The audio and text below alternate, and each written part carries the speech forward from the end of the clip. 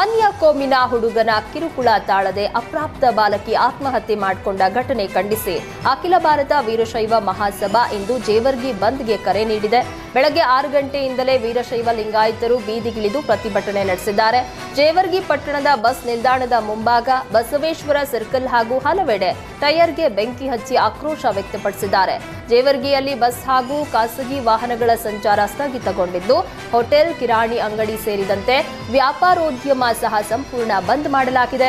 ಜೇವರ್ಗಿ ಪಟ್ಟಣದಲ್ಲಿ ಪೊಲೀಸರು ಬಿಗಿ ಬಂದೋಬಸ್ತ್ ಮಾಡಿದ್ದಾರೆ. ಆರೋಪಿಗೆ ಕಠಿಣ ಶಿಕ್ಷೆ ಆಗಬೇಕು, ಮೃತ ಬಾಲಕಿಯ ಕುಟುಂಬಕ್ಕೆ ಸರ್ಕಾರಿ ನೌಕರಿ ಕೊಡಬೇಕು ಅಂತ ಪ್ರತಿಭಟನಾಕಾರರು ಒತ್ತಾಯಿಸಿದ್ದಾರೆ. ರಾಯಚೂರಿನಲ್ಲಿ ಅಬಕಾರಿ ಪೊಲೀಸರು ಭರ್ಜರಿ ಕಾರ್ಯಾಚರಣೆ ನಡೆಸಿದ್ದಾರೆ. ರಾಯಚೂರಿನಲ್ಲಿ ಕೆಮಿಕಲ್ ಸೇಂದಿ ತಯಾರಿಸುವ ಮನೆ ಮೇಲೆ ಅಬಕಾರಿ ಪೊಲೀಸರು ದಾಳಿ ನಡೆಸಿದ್ದಾರೆ.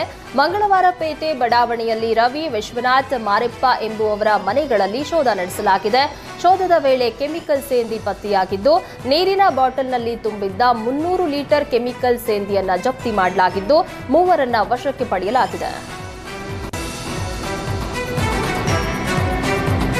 5 ವರ್ಷದ ಮಗುವಿನ ಮೇಲೆ ಅತ್ಯಾಚಾರ ನಡೆಸಿದ ಆರೋಪಿ ಮಂಜುನಾಥ್ ಮೇಲೆ ಪೊಲೀಸರು ಫೈರಿಂಗ್ ನಡೆಸಿದ್ದಾರೆ. ಬಳ್ಳಾರಿಯಲ್ಲಿ ಸೋಮವಾರ ನಡೆದಿದ್ದ ಅತ್ಯಾಚಾರ ಪ್ರಕರಣದ ತನಿಖೆಗೆ ಪೊಲೀಸರು 3 ತಂಡವನ್ನ ರಚಿಸಿದ್ರು. ಕೊಪ್ಪಳದ ಹುಲಗಿಯಲ್ಲಿ ಆರೋಪಿ ಮಂಜುನಾಥ್ನನ್ನ ಪೊಲೀಸರು ಬಂಧಿಸಿದ್ರು. ಬಂಧನದ ಬಳಿಕ ಪಂಚನಾಮೆಗೆ ಹೋದಾಗ ಹೆಡ್ ಕಾನ್ಸ್ಟೇಬಲ್ ರಘುಪತಿ ಮೇಲೆ ಹಲ್ಲೆ ಮಾಡಿ ಆರೋಪಿ ತಪ್ಪಿಸಿಕೊಳ್ಳುವುದಕ್ಕೆ ಯತ್ನಿಸಿದ್ದಾನೆ.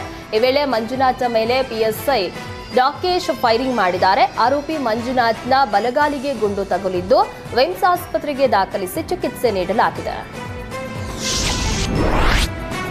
ಎಪಿಎಂಸಿ ವರ್ತಕರಿಗೆ ಲೋಕಾಯುಕ್ತ ಶಾಕ್ ನೀಡಿದೆ. ಎಪಿಎಂಸಿ ಮಾರುಕಟ್ಟೆಯಲ್ಲಿನ ಅವ್ಯವಸ್ಥೆ ಬಗ್ಗೆ ದೂರು ಬಂದ ಹಿನ್ನೆಲೆ ಉಪ ಲೋಕಾಯುಕ್ತ ಬಿ ವೀರಪ್ಪ ಎಪಿಎಂಸಿ ಮಾರುಕಟ್ಟೆಗೆ ಭೇಟಿ ನೀಡಿ ಪರಿಶೀಲನೆ ನಡೆಸಿದ್ರು.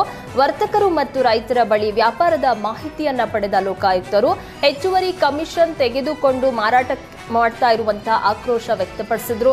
ಎಪಿಎಂಸಿಯಲ್ಲಿ ಶೌಚಾಲಯ ಇಲ್ಲ, ಶುಚಿತ್ವವೇ ಇಲ್ಲ, ಸಂಬಂಧಿಸಿದ ಅಧಿಕಾರಿಗಳು ಏನ್ ಮಾಡ್ತಾ ಇದ್ದಾರೆ ಅಂತ ಕಿಡಿಕಾರಿದ್ರು.